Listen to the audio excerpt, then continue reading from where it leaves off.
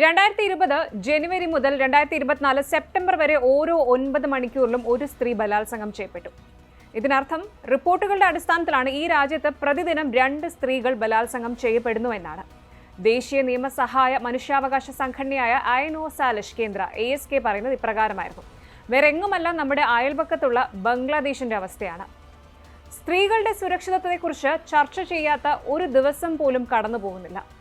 പകർച്ചവ്യാധി എന്ന് വിശേഷിപ്പിക്കുന്ന തലത്തിൽ ഒരു വലിയ പ്രതിസന്ധിയിലാണ് നമ്മുടെ അയൽരാജ്യം. ബംഗ്ലാദേശിൽ സ്ത്രീകൾക്കെതിരായ, കൃത്യമായി പറഞ്ഞാൽ ന്യൂനപക്ഷങ്ങൾക്കും ഹിന്ദുക്കൾക്കുമെതിരായ അതിക്രമങ്ങൾ ദിനംപ്രതി വർദ്ധിച്ചു വരികയാണ്. കണക്കില്ലാത്ത രീതിയിൽ സമാനതകളില്ലാത്ത, കണ്ണില്ലാത്ത ക്രൂരമായ അതിക്രമങ്ങൾ. ജൂൺ 20-നും 29-നും ഇടയിലുള്ള 9 ദിവസങ്ങൾ കുറഞ്ഞത് 24 ബലാത്സംഗ കേസുകൾ.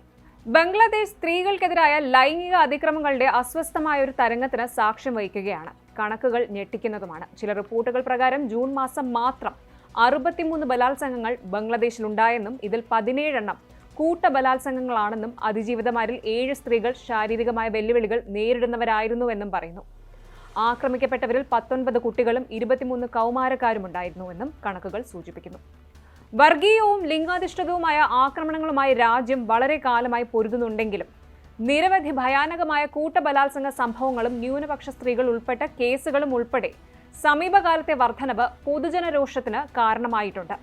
മുഹമ്മദ് യൂനുസിന്റെ നേതൃത്വത്തിലുള്ള ഇടക്കാല സർക്കാരിനെതിരെ പ്രതിഷേധം രൂക്ഷമാവുകയാണ്. അങ്ങനെ